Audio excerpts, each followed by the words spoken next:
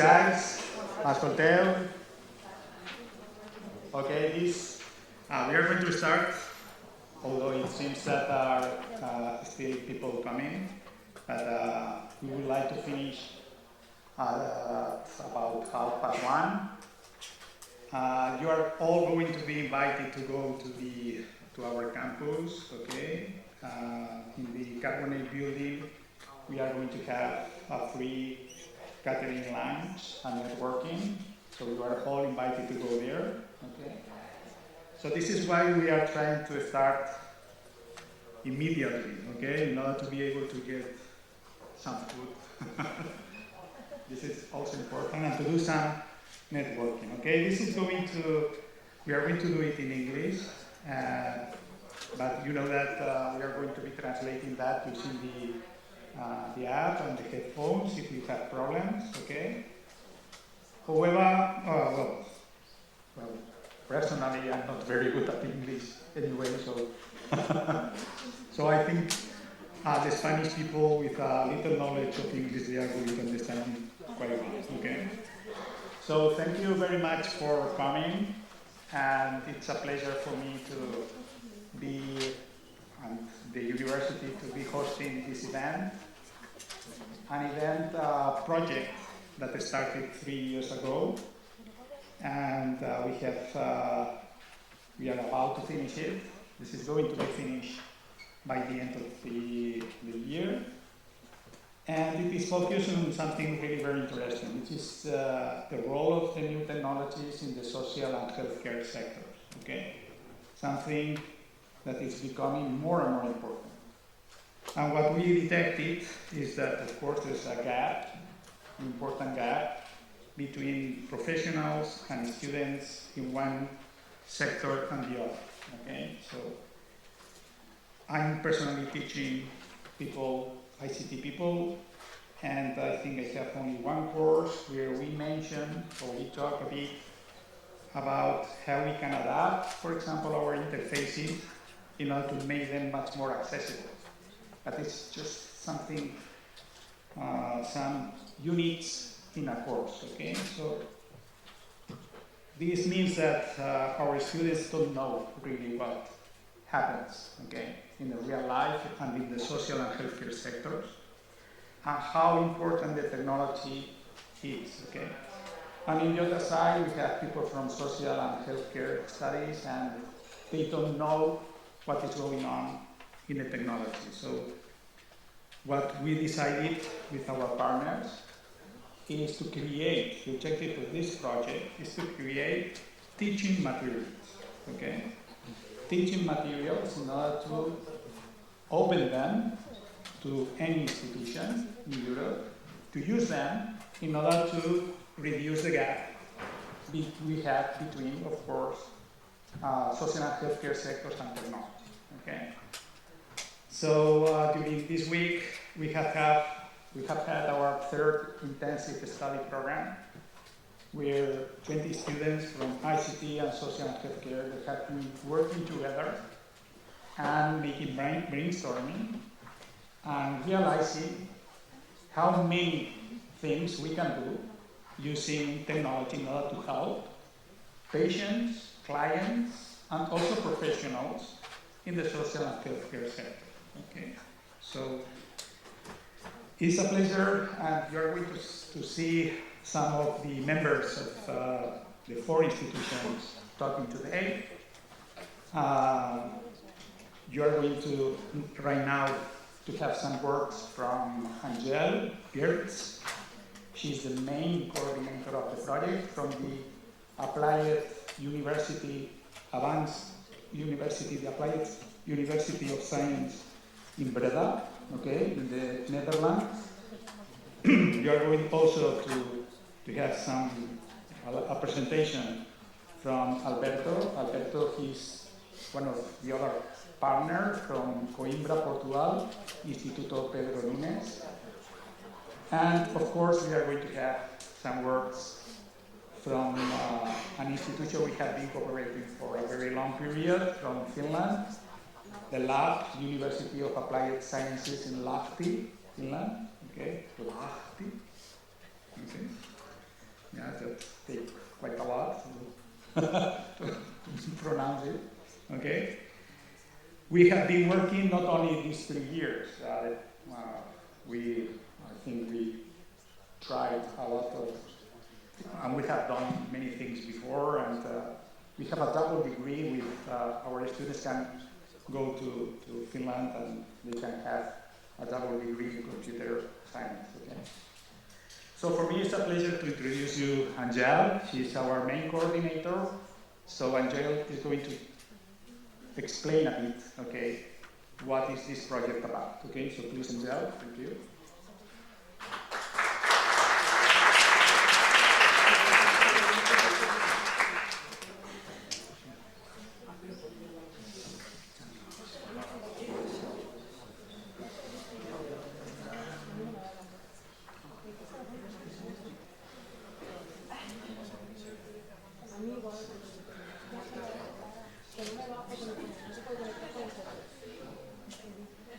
Well, thank you, Jordi, and thank you, your university, to be the host of the final conference.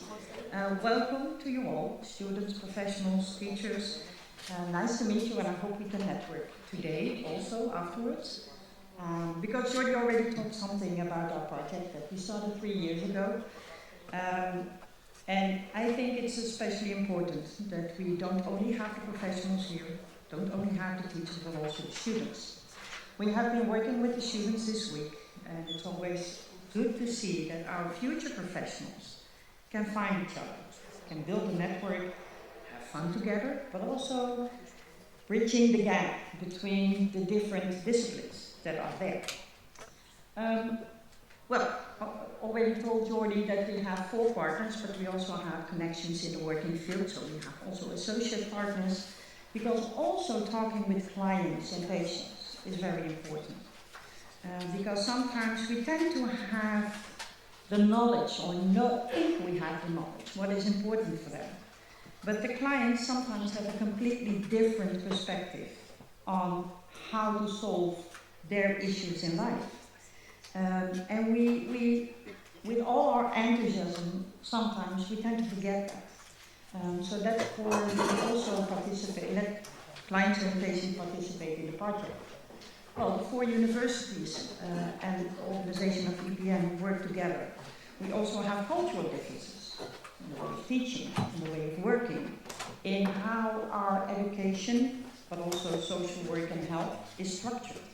So it's also very interesting to see and meet each other and to get to know the different perspective in how you organize things. And sometimes you get new ideas from it. So, well, my students, I think, can talk and vouch for that one. But sometimes they say, well, why don't we do it that way in the Netherlands? Because it's such a nice way to do it. So it's also about networking. Because we have a lot of issues going on. The world is changing. Technology is an important part of it, but also human side of it. We are having more and more elderly people in our society, less and less people that can do the jobs. So staying in the same way as we always did is not going to work in the future. We are also having a more and more multicultural world.